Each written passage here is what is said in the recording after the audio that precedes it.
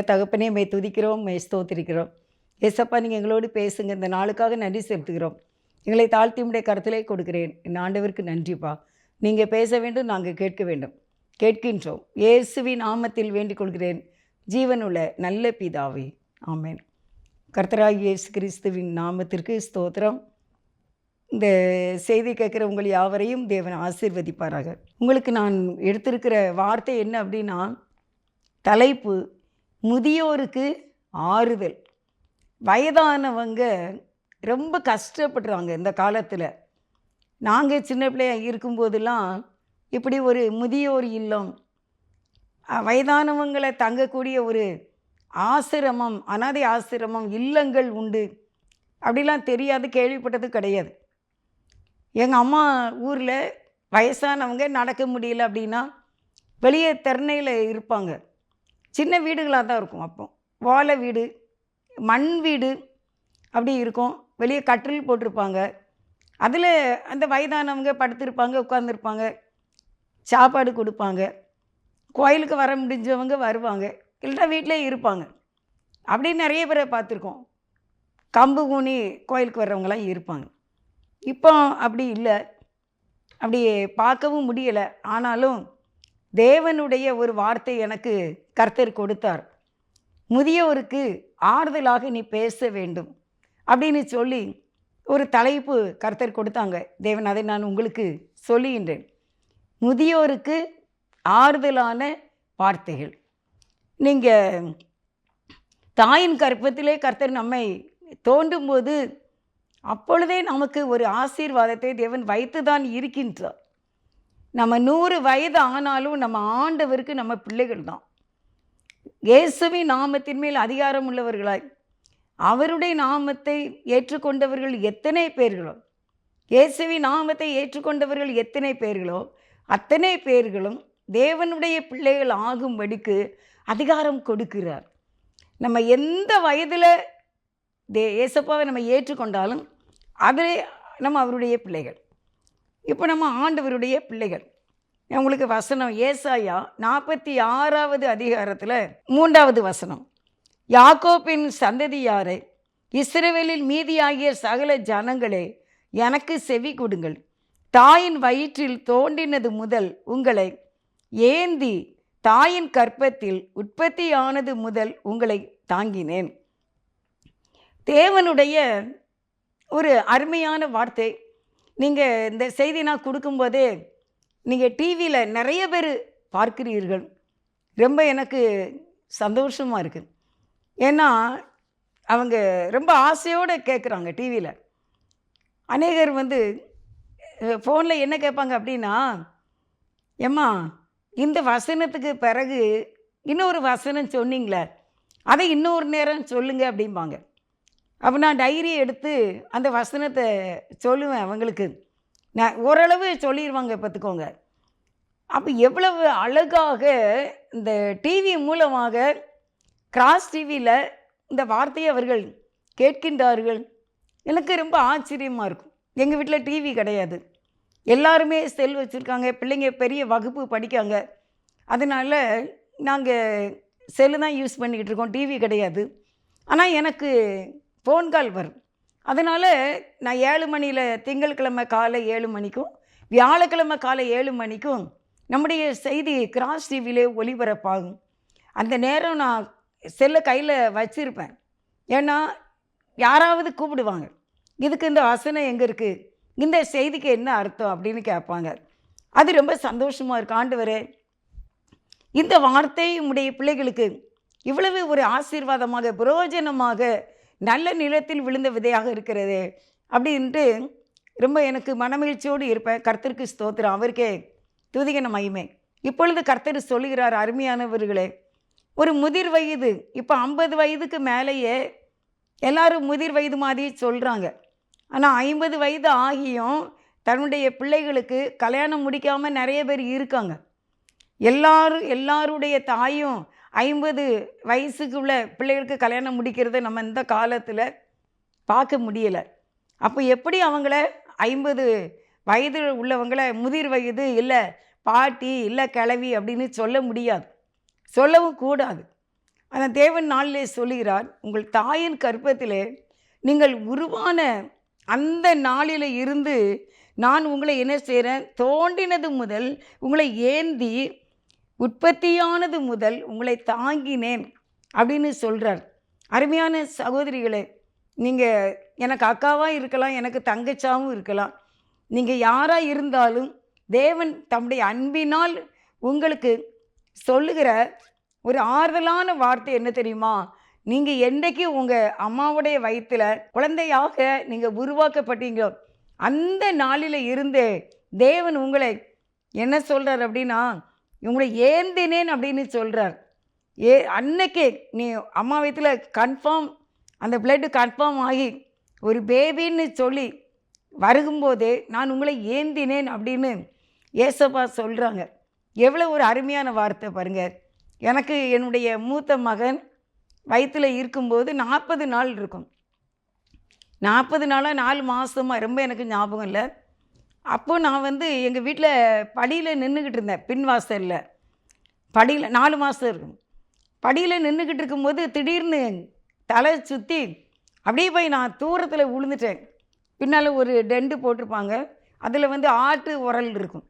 அந்த ஆட்டு உரலில் போய் நான் விழுந்தேன்.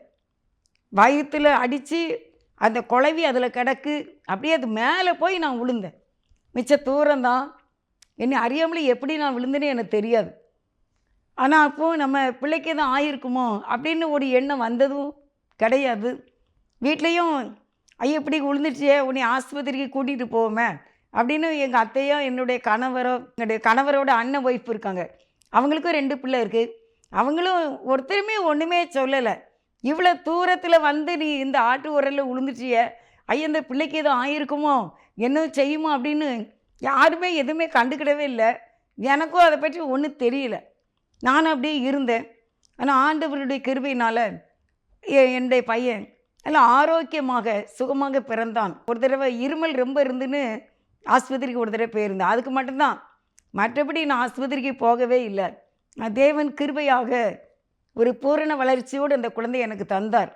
ஆனால் அவனுக்கு ஒரு 40 வயசு என் பையனுக்கு வரும்போது ஒரு பெரிய ஆக்சிடெண்ட்டு, பெரிய மெயின் ரோட்டில் ஒரு ஆக்சிடெண்ட்டில் கால் எலும்பு இதாயிற்று. அப்போ ஆஸ்பத்திரியில் அட்மிட் பண்ணியிருந்தாங்க.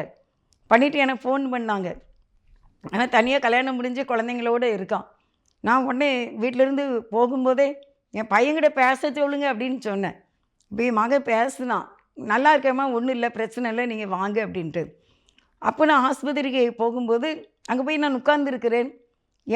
எங்களுடைய ப்ரேயரில் ஜாயின் பண்ணியிருக்காங்க ஒரு அக்கா. அந்த அக்கா இப்படி என் பையனுக்கு ஆக்சிடெண்ட் ஆகிட்டுன்னு ஆஸ்பத்திரிக்கு வந்தாங்க. பார்த்துட்டு ஒன்றும் செய்யாது, நான் ஜெபம் பண்ணட்டா அப்படி கேட்டாங்க. சரிக்கா ப்ரேயர் பண்ணுங்கன்னு சொன்னேன். அப்போ அந்த அக்கா என் பையனுக்காக தேவ சமூகத்தில் அப்படியே போராடி ஜெபம் பண்ணாங்க. ஜெபம் பண்ணிவிட்டு அப்போ அவங்க சொன்ன வார்த்தை, உன் தாயின் கற்பத்திலே உன்னை ஏந்தினேன், உன்னை நான் தாங்குவேன், உன்னை சுமப்பேன், உன்னை தப்புவிப்பேன் அப்படின்னு கர்த்தர் சொல்கிறாரு. தம்பி, உனக்கு ஒன்றுமே செய்யாது. ஆண்டவருடைய கிருபையினால் ஒரு சின்ன ஆப்ரேஷன் பண்ணி ஒரு பிளேட் வச்சாங்க. சீக்கிரமாக கர்த்தர் நடந்து வண்டி எடுக்க கார் எடுக்கிற அளவுக்கு கர்த்தர் சுகத்தையும் பலத்தையும் கொடுத்தார். அப்போ நான் நினைப்பேன், அன்றைக்கு அந்த ஆட்டுக்கல்லில் போய் நான் விழும்போதே அன்றைக்கே தாங்கின தேவன் இந்த வயசுலேயும் அவர் தாங்கினார். அந்த அக்கா அப்படியாக ஜெபிக்கும்போது தீர்க்க தரிசனம் சொன்னாங்க, தாயின் கற்பத்தில் தாங்கினவர் ஆயுள் முழுதும் தாங்குவார், இப்பவும் உன்னை தாங்கி இருக்கிறார். அதுக்கு அடுத்த வசனத்தை பார்த்தீங்கன்னா ஏசாயா 46:4, உங்கள் முதிர் வயது வரைக்கும் நான் அப்படி செய்வேன், நரை வயது மட்டும் நான் உங்களை தாங்குவேன், நான் அப்படி செய்து வந்தேன், இனிமேலும் நான் ஏந்துவேன், நான் சுமப்பேன், நான் தப்புவிப்பேன். அருமையானவர்களே, இந்த வார்த்தையை அந்த சகோதரி ஜெபத்திலே எங்களுக்காக தீர்க்க தரிசனமாக சொன்னார்கள். அப்படியே என் மகனுக்கு ரொம்ப சந்தோஷம்.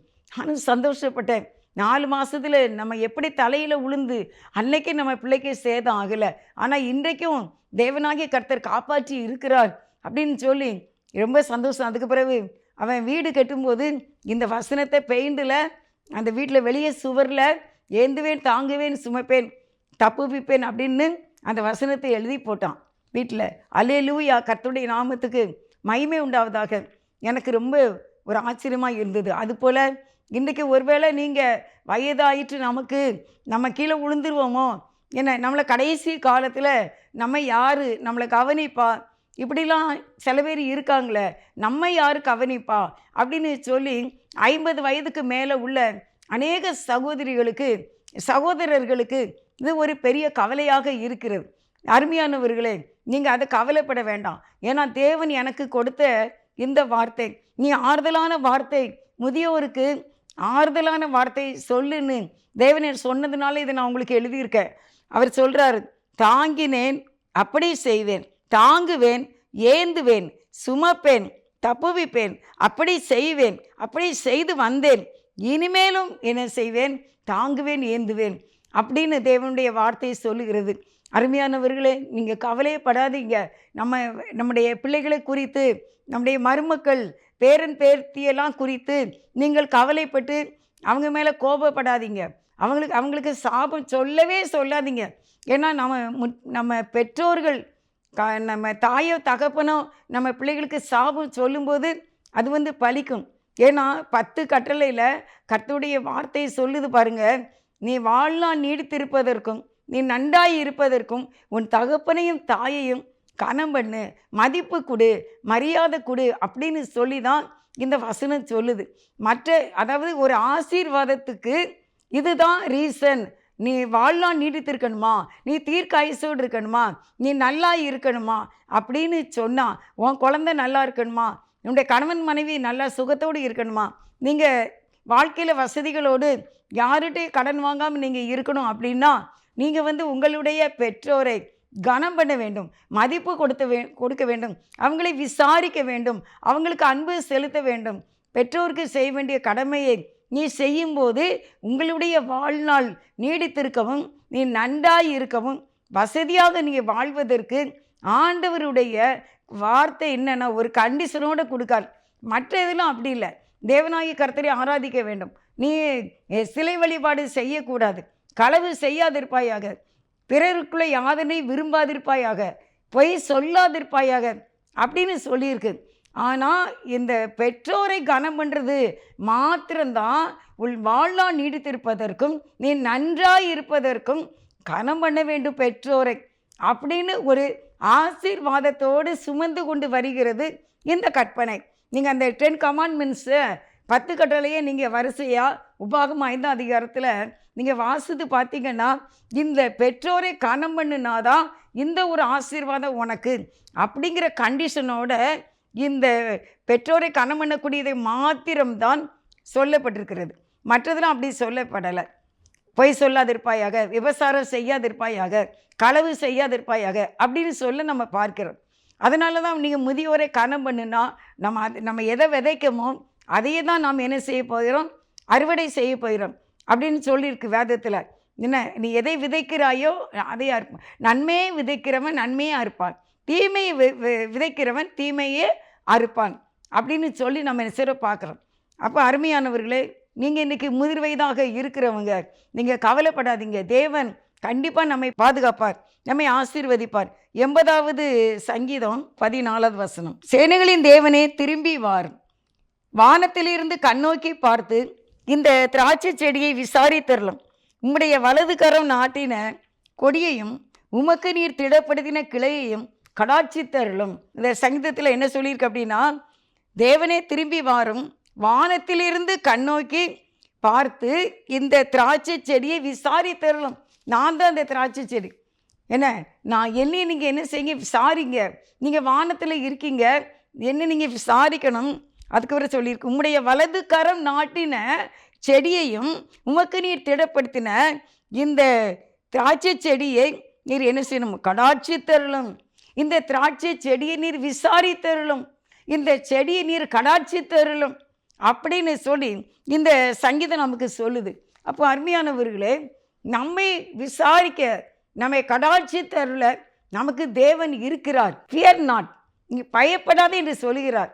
நிறைய பேருக்கு என்ன கவலை, நம்ம வயதாயிட்டுனா படுக்கையில் இருப்போம், நம்ம யார் கவனிப்பார். அப்படியே அந்த முதிர் வயது, முதுமை வேற, முதிர் வயது வேற. அப்போ முதிர் வயது என்ன அப்படின்னா அது மகிமை. அந்த மகிமை மகிமை நமக்கு வரும்போது எதுக்கு நம்ம கவலைப்படணும்? நம்ம அவருக்கு ஏற்ற ஒரு திராட்சை செடி. இந்த செடியை கர்த்தர் விசாரிப்பார், உங்களை விசாரிப்பார். நீங்கள் சகோதரனாக இருந்தால் சகோதரனாகிய உங்களை கர்த்தர் விசாரிப்பார். நீங்கள் பயமே படாதீங்க. சகோதரியாக இருந்தால் நீங்கள் பயப்படாதீங்க. அப்படி பயந்தவங்க எல்லாம் 80 வயசுக்கு மேலே நல்ல மரணம் அடைந்திருக்கிறார்கள். நீங்கள் கவலையே படக்கூடாது. அதை பற்றி இங்கே சிந்திக்கவே செய்யாதீங்க. உங்கள் மகளை பற்றியோ உங்கள் மருமகனை பற்றியோ இல்லை உங்கள் பிள்ளைகளை பற்றியோ குடும்பத்தை பற்றியோ நம்மளை கவனிப்பாங்களோ இல்லையோ அப்படிங்கிற ஒரு கவலை இந்த வயதில் உங்களுக்கு வேண்டவே வேண்டாம். நாம் கர்த்தரை தேட வேண்டும், அதிகமாக ஜெபிக்க வேண்டும். முடிந்த அளவுக்கு நாம் கர்த்தரை ஸ்தோத்திரம் பண்ணி கொண்டு அவரோடு உறவாடி கொண்டு இருக்க வேண்டும். இன்னும் மற்ற வீணான தேவையில்லாத கவலைகளை உங்கள் இருதயத்தில் ஏற்றாதீங்க. அது உங்களுக்கு ப்ரெஷரை கொண்டு வரும், அது உங்களுக்கு சுகரை கொண்டு வரும், கோபம் வரும், டென்ஷன் வரும். அதனால் அப்படிப்பட்ட பாரங்களை உள்ளத்தில் இடம் கொடுக்காம ஆண்டவர் பார்த்துக்கிடுவார். எங்களை அந்த வயசில் வழி நடத்தின தேவன் இப்பவும் நம்ம பிள்ளைகளை ஆண்டவர் பார்த்துக்கிடுவாங்க அப்படின்னு நம்ம நினைக்க வேண்டும், சொல்ல வேண்டும். ஆண்டவருடைய கிருபையினால் எனக்கு முன்னால் என்னுடைய பிள்ளைகளாம் குட்டி பிள்ளைகளாக அப்படி இருக்கும்போது நான் ரொம்ப அதாவது டிசென்டரினால் ரொம்ப நான் கஷ்டப்பட்டேன். ஆனால் எங்கள் வீட்டில் யாருமே பார்க்கவே வரல. நிறைய நாள் கஷ்டப்பட்டு அப்படி நான் ரொம்ப எலும்பாக போயிட்டேன். எங்கள் அக்கா மகன் வந்திருக்கும்போது என்னைய பிள்ளைகளை விட்டு ஒரு ஃபோட்டோ எடுத்தான். அந்த ஃபோட்டோவில் தான் நான் பார்த்தேன் எப்படி நான் மெலிஞ்சி எலும்பு தோலுமா இருந்தேன். நான் அப்போ கடைசி பையனுக்கு 5 வயசு இருக்கும். அப்போ நான் அப்படி 40 வருஷத்துக்கு முன்னால் எலும்பு தோலுமா இருந்தேன். அந்த அளவுக்கு சுகவீனமாக இருந்தேன். யார் எங்களுக்கு சமையல் பண்ணி தரல, யார் எங்களுக்கு எதுவும் கொடுக்கவும் இல்லை. எப்படி தான் நாங்கள் வாழ்ந்தோன்னு எங்களுக்கு தெரியல. ஆனால் கர்த்தர் ஏந்தி தாங்கி சுமந்து கொண்டு இவ்வளவு பெரிதான மகா பெரிய ஊழியத்தை தேவன் எனக்கு தந்திருக்கிறார். அப்படியானால் என்ன? என்னுடைய தாயின் கற்பத்தில் என் தேவன் என்னை தாங்கினார், ஏந்தினார். அவருடைய பரிசுத்த நாமத்துக்கு மகிமை உண்டாவதாக. ஆண்டவரை நன்றியோடு ஸ்தோத்திரிக்கிறேன். அருமையானவர்களை, உங்களையும் அப்படியே செய்வார். அவர் பட்சபாதம் உள்ளவர் அல்ல. இந்த பாவியாகி என்ன கூட இது நாள் வரைக்கும் நடத்திட்டு வருகிற தேவாதி தேவன் உங்களையும் வழி நடத்துவார். ஆறுதலான வார்த்தை, உங்களை தாங்குகிறவர், உங்களை ஏந்துகிறவர். இந்த திராட்சை செடியாகிய நம்மை அவர் விசாரிப்பார். அவர்தான் நட்டினார், அவரை விசாரிப்பார். யார் நம்ம வீட்டில் நம்ம பிள்ளைகள் பேசலை, அவங்க கவனிக்கலை, அக்கா தங்கச்சி கவனிக்கலை, அதெல்லாம் நம்ம நினைக்கவே கூடாது. நம்ம இருதயத்தை தேவனுக்கு நேராக ஆண்டவரோடு ஐக்கியப்படுத்தி நல்ல சந்தோஷமாக இருக்கணும். நல்ல தேவனை மகிமைப்படுத்துங்க. நம்ம பிள்ளைகளையும் குடும்பத்தையும் தேவன் பாதுகாப்பார். சங்கீதம் 92:15 என்ன சொல்லுதுன்னு பாருங்க. அவர்கள் முதிர் வயதிலும் கனி தந்து புஷ்டியும் பசுமையுமாய் இருப்பார்கள். ஆண்டவருடைய வார்த்தை மெய்யானது, ஜீவன் உள்ளது. கர்த்தர் சொல்லுகிறார், நீங்கள் எப்படி இருப்பீங்களா? முதிர் வயதிலையும் கனி தந்து புஷ்டியும் பசுமையுமாய் இருப்பீர்கள். நாம் எலும்பு தோலுமாகலாம் இருக்க மாட்டோம். ஏனென்றால் நாம் ஆண்டவருடைய கர்த்தருடைய பிள்ளைகள். அவரை நீங்கள் அவருக்குள்ளே நினைச்சிக்கிட்டே இருக்கீங்க. வயது ஆக ஆக உங்களால் ரொம்ப வேலை செய்ய முடியலல்ல. அப்படி ஆனாலும் என்ன செய்யணும்? நேரம் கிடைக்கும்போது வேதத்தை நன்கு வாசிக்க வேண்டும். நம்ம தெரிந்த பாடல்களை பாடிக்கொண்டே இருக்க வேண்டும். அவரை நாம் துதித்து கொண்டே இருக்க வேண்டும். நம்ம ஆத்துமா வாழுகிறது போல தேவன் நம்ம எல்லாவற்றிலும் வாழ்ந்து சுகமாக இருக்க பண்ணுவார். அதான் கர்த்தருடைய வார்த்தை. உங்களுக்கு இந்த வயது முதிர்ந்தோருக்கு ஆறுதலான வார்த்தை என்ன அப்படின்னா, அவர்கள் முதிர் வயதிலும் கனி தந்து புஷ்டியும் பசுமையுமாய் இருப்பார்கள். அந்த கனி தருகிறதுனா என்ன? ஆவியின் கனி தான், அன்பு. அருமையானவர்களே, நீங்கள் வயது ஆக ஆக நீங்கள் அன்பு செலுத்த வேண்டும். எல்லாரிடத்திலும் அன்பை தவிர வேறு எதையுமே நீங்கள் காட்டாதீங்க. நம்ம கோபப்படுகிறதுனால எதுவுமே நடக்காது. எவ்வளவு பொறுமையாக இருக்க வேண்டும், எவ்வளவாய் நம்ம அன்பு செலுத்த வேண்டும், அப்படி தான் நம்ம யோசிக்கணும். அந்த சிந்தனைக்கு தான் இடம் கொடுக்கணும். நம்மளை ஒதுக்கினாலும் பரவாயில்ல, நம்மளை அன்பு செலுத்தாட்டாலும் பரவாயில்ல. ஆனால் நம்மகிட்ட இருந்து வருகிறது அன்பாக மட்டும்தான் இருக்க வேண்டும். நம்ம வயதாகும்போது நம்ம மேலே கோபப்படுகிறவங்க அப்படிங்கிற ஒரு கேட்டகரிக்கு இடம் கொடுத்துடாதீங்க. பிடிவாதமாக இருப்பாங்க அப்படிங்கிற ஒரு எண்ணம் நம்ம மேலே யாருக்கும் வந்துடாதபடிக்கு நீங்கள் தாழ்மையோடு இருங்க. ஏனென்றால் வேதம் சொல்லுகிறது, நம்மளை இந்த உலகத்துக்கு உரியவர்கள் அல்ல, நம்ம இன்னொரு ராஜ்யத்துக்கு உரியவர்கள், நம்ம பரலோக ராஜ்யத்துக்கு உரியவர்கள், இந்த உலகத்துக்கு உரியவர்கள் அல்ல. அதனால் இந்த உலகத்தில் இந்த வாழக்கூடிய நாட்களில் நீங்கள் பெருமையோடும் இன்னும் வைராக்கியத்தோடும் இன்னும் கோபத்தோடு இருக்காதீங்க. கோபம் வந்தாலும் அதை அப்படியே நீங்கள் அடக்கிக்கிடுங்க. நான் கோபப்பட மாட்டேன், எனக்கு வயசாயிட்டல. வயசு ஆகும்போது நம்ம கோபத்தை குறைக்க வேண்டும். அதே சமயத்தில் பிடிவாதம் இருக்கக்கூடாது, தாழ்மை உள்ளவர்களாய் இருக்க வேண்டும். அதுதான் கனி. முதிர் வயதிலும் கனி தந்து நீ புஷ்டியும் பசுமையுமாய் இருப்பீர்கள் அப்படின்னா அந்த ஆவிக்குரிய கனி தான். அன்பு, சாந்தம், பொறுமை, சந்தோஷம், நல்ல விசுவாசம், நீடிய பொறுமையோடு இருக்க வேண்டும். பிள்ளைகள் நம்ம மேலே கோபப்பட்டாலும் நீங்கள் நினைக்கணும், அவங்களுக்கு 1000 தொழில் இருக்கும், 1000 பிரச்சனை இருக்கும், நிறைய காரியத்தை அவங்க சந்திப்பாங்க. நம்முடைய பிள்ளைகள் அவங்க பிள்ளைங்களை கவனிக்கணும், படிக்க வைக்கணும், அவங்களுக்கு கல்யாணம் பண்ணி வைக்கணும், அவங்களுடைய பணத்தேவை சந்திக்கப்படணும், அவங்களுடைய தொழில் நல்லா இருக்கணும். அவங்க நிறைய பிரச்சனையில் இருப்பாங்க. அப்போ நம்மளை கவனிக்கலை, என்னைய பேசவே இல்லை அப்படின்லாம் சொல்லி நீங்கள் கவலைப்படாதீங்க. அவங்க கண்டிப்பாக கவனிப்பாங்க. நம்ம பண்ண வேண்டியது ஜெபம் பண்ணணும். முதிர் வயதில் கனி தந்து புஷ்டியும் பசுமையுமாக இருப்பதற்கு நம்ம தேவனிடத்தில் அதிகமாக ஜெபிக்க வேண்டும் என்று நான் உங்களுக்கு சொல்கிறேன். யோசுவா 14வது அதிகாரம் 10வது வசனத்தில், இப்போதும் இதோ கர்த்தர் சொன்னபடி என்னை உயிரோடே காத்தார். இஸ்ரவேல் வனாந்திரத்தில் சஞ்சரிக்கையில் கர்த்தர் அந்த வார்த்தையை மோசேயோடே சொல்லி, இப்போது 45 வருஷம் ஆயிற்று. இதோ இன்று நான் 85 வயது உள்ளவன். 11 மோசே என்னை அனுப்புகிற நாளில் எனக்கு இருந்த அந்த பலன் இந்நாள் வரைக்கும் எனக்கு இருக்கிறது. யுத்தத்திற்கு போக்குவரத்துமாய் இருக்கிறதற்கு அப்போது எனக்கு இருந்த பலன் இப்போதும் எனக்கு இருக்கிறது. ஆகையால் கர்த்தர் அந்நாளிலே சொன்ன இந்த மலை நாட்டை எனக்கு தாரும். அங்கே ஏனோக்கியரும் அரணிப்பான பெரிய பட்டணங்களும் உண்டென்று நீர் அந்நாளிலே கேள்விப்பட்டீரே. கர்த்தர் என்னோடு இருப்பாரானால் கர்த்தர் சொன்னபடி அவர்களை துரத்தி விடுவேன் என்றான். காலேபு சொல்கிறார், மோசே எனக்கு அந்த இடத்தை எனக்கு தரும்போது, வனாந்தரத்தில் என்னை காப்பாற்றி அவர் எனக்கு வாக்குத்தத்தை கொடுக்கும்போது எனக்கு 45 வயது, இப்போ எனக்கு 80 வயது. ஆனால் இன்றைக்கு நான் அதே பலத்தோடு இருக்கிறேன். அதற்கு கர்த்தர் தேவன் என்ன சொன்னார் அப்படின்னா, காலேப்பு உண்மையும் உத்தமமாக இருந்தான். அப்போ நீங்கள் வயதாக ஆக நமக்கு என்ன இருக்கணும்னு நான் விரும்புகிறேன், உங்களுக்கு சொல்கிறேன், நம்மக்கிட்ட உண்மை இருக்க வேண்டும். நம்ம எந்த விஷயத்துலையும் நம்முடைய பிள்ளைகள்கிட்ட பொய் சொல்லவே கூடாது. அவங்களுக்கு தெரியாமல் நம்ம எங்கேயும் போக வேண்டாம். நம்ம எதுனாலும் அவங்கக்கிட்ட கேட்கணும். நம்முடைய பிள்ளைகள்கிட்ட, நம்முடைய மருமக்கள், நம்முடைய மருமகன், நம்முடைய பேரன் பேத்தி எல்லார்கிட்டையும் நம்ம நல்லா அன்பு செலுத்த வேண்டும். அதே சமயத்தில் நம்ம அவர்களிடத்தில் நல்ல உண்மை உள்ளவர்களாக இருக்க வேண்டும். தேவன் அன்றைக்கு அந்த காலேப்பை காத்தது போல நம்மையும் காத்துக்கொள்ள நம்முடைய தேவன் வல்லவராக இருக்கிறார். ஏஜ் கூடும்போது 1 தீமோத்தேயு 6வது அதிகாரம் 6வது வசனத்தை உங்களுக்கு சொல்கிறேன். 1 தீமோத்தேயு 6:6 போதும் என்கிற மனதுடனே கூடிய தேவ பக்தியே மிகுந்த ஆதாயம். உலகத்திலிருந்து நாம் ஒன்று கொண்டு வந்ததும் இல்லை, இதிலிருந்து நாம் ஒன்று கொண்டு போவதும் இல்லை. 7வது வசனம்.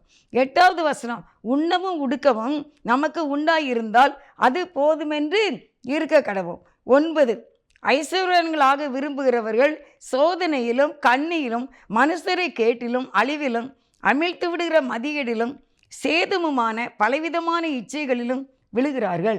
என்ன அப்படின்னா, நம்ம எப்படி இருக்கணும், வயது ஆக ஆக நமக்கு உணவு இருந்தால் போதும், நமக்கு உடுக்க உடை இருந்தால் போதும், என்ன நம்ம எல்லோரும் கூட அங்கே பெயரணும் இங்கே பெயரணும் அப்படின்னு சொல்லி நம்ம ஆசைப்பட்டு பிள்ளைகளை கொலைப்படி பண்ணக்கூடாது. இதில் சொல்கிறார், உண்ணவும் உடுக்கவும் நமக்கு உண்டாயிருந்தால் அதுவே போதும். இந்த உலகத்தில் நம்ம ஒன்று கொண்டு வந்ததில்லை, கொண்டு போக போகிறது இல்லை. அப்போ முதிர் வயது ஆக ஆக நம்முடைய தேவையில்லாத ஆசைகளை நாம் அகற்றிவிட வேண்டும். இருக்கிறது போதும் என்ற அந்த ஒரு நல்ல மனதோடு நாம் காணப்பட வேண்டும். இல்லாட்டா அது பலவிதமான இச்சையிலும் கேட்டிலும் நம்ம விழ வச்சிரும். அது நிமித்தம் அந்த கவலைப்படுறதுனால நமக்கு அது இல்லை இது இல்லை அது தரமாட்டேங்காங்க, இது தரமாட்டேங்காங்க அப்படின்னு சொல்லும்போது நம்முடைய இருதயமானது என்ன செய்யுமா?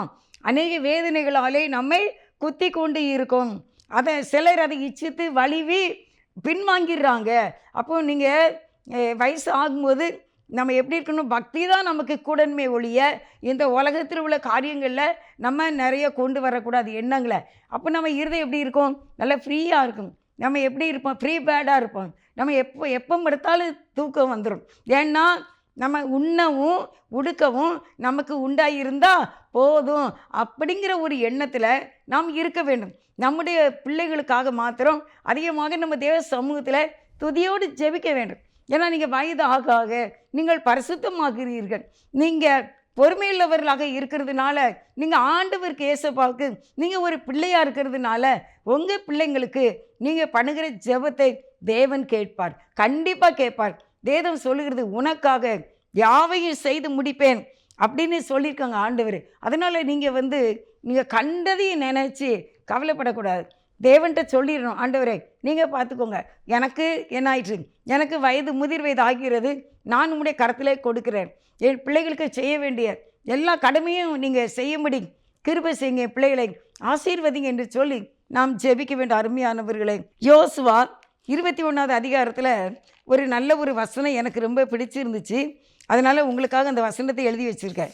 யோசுவா 21வது அதிகாரம் 44-45. கர்த்தர் அவர்களுடைய பிதாக்களுக்கு ஆணையிட்டபடியெல்லாம் அவர்களை சுற்றிலும் யுத்தமில்லாததினால் இளைப்பாற பண்ணினார். அவர்களுடைய எல்லா சத்துருக்களிலும் ஒருவரும் அவர்களுக்கு முன்பாக நிற்கவில்லை. அவர்கள் சத்துருக்களை எல்லாம் அவர்கள் கையில் ஒப்பு கொடுத்தார். 45. கர்த்தர் இஸ்ரவேல் குடும்பத்தாருக்கு சொல்லி இருந்த நல் வார்த்தைகளில் எல்லாம் ஒரு வார்த்தையும் தவறி போகவில்லை, எல்லாம் நிறைவேறிற்று. ஹல்லேலூயா, ஹல்லேலூயா. கர்த்தர் நமக்காக நம்முடைய பிள்ளைகளுக்காக கொடுத்த வாக்குத்தத்தங்கள் எல்லாமே நிறைவேறும், எல்லாம் நிறைவேறிற்று. உங்கள் பிள்ளைகளுக்காக ஜெபம் பண்ணியிருப்பீங்க, உபவாசம் இருந்திருப்பீங்க, நிறைய பொருத்தனை பண்ணியிருப்பீங்க, தியாகம் பண்ணியிருப்பீங்க, ஆல் நைட் ப்ரேயர் போயிருப்பீங்க, எவ்வளவோ ஜெபங்கள் பண்ணியிருப்பீங்க, கண்ணீர் படிச்சிருப்பீங்க. அந்த ஜெபத்துக்கெல்லாம் தேவன் கண்டிப்பாக பதில் கொடுப்பார். அதனால் வீணான கவலைகளும் வீணான டென்ஷனுக்கும் எடை கொடுக்கவே கூடாது. வயது நமக்கு கூட நம்ம பிரியமாக வேண்டும். சுமைகளை மேலும் மேலும் சுமக்கக்கூடாது. நம்முடைய பிள்ளைகளுக்கு நல்ல ஆலோசனைகளை கொடுக்க வேண்டும். தேவையில்லாத காரியத்தில் நம்முடைய பிள்ளைகளுடைய வாழ்க்கையில் தலையிடக்கூடாது. எல்லாவற்றையும் நம்ம சரி சமமாக செய்து தேவனுடைய கரத்தில் வைராக்கியமாக இருந்து ஜெபம் பண்ணி ஒப்பு கொடுக்கும்போது தேவன் நம்முடைய பிள்ளைகளை ஆசீர்வதிப்பார், உங்களையும் ஆசீர்வதிப்பார், கடைசி வரை உங்களை பாதுகாப்பார். நீங்கள் படுக்கையில் அப்படி இப்படி கிடப்போம், நம்மளை யார் பாப்பான்னு நினைக்காதீங்க. கர்த்தர் உங்களுக்காக யாவையும் செய்து முடிப்பார். நம்ம ஜெபம் செய்வோம். இம்மட்டு கைவிடாதேவன் இனியும் கைவிட மாட்டார், இம்மட்டு கைவிடாதேவன் இனியும் கைவிட மாட்டார். தாயின் வயிற்றில் தாங்கினார், ஆயுள் முழுதும் தாங்குவார். தாயின் வயிற்றில் தாங்கினார், ஆயுள் முழுதும் தாங்குவார். தப்புவிப்பார், ஏந்துவார் என் தெய்வம். தாங்குவார், தப்புவிப்பார், ஏந்துவார் என் தெய்வம். இம்மட்டு கைவிடாதேவன் இனியும் கைவிட மாட்டார், இம்மட்டு கைவிடாதேவன் இனியும் கைவிட மாட்டார். நேசிக்கிற நல்ல பிதாவே, எங்களை நீர் கைவிடவே மாட்டீர். இம்மட்டு கைவிடாத தேவன், இனி கைவிட மாட்டீர். முதிர் வயதுள்ளவர்கள் யாவரும் ஆறுதலோடு சமாதானத்தோடு உம்மோடு ஐக்கியப்பட்டு உம்மக்குள்ளே பரிசுத்தவான்களாய் இருக்க கவலையெல்லாம் எடுத்து போட்டு அவர்களை ஆசீர்வதிக்க வேண்டும் என்று இயேசுவின் நாமத்தில் வேண்டிக் கொள்கின்றேன். ஜீவனுள்ள நல்ல பிதாவே, ஆமென், ஆமென். God bless you.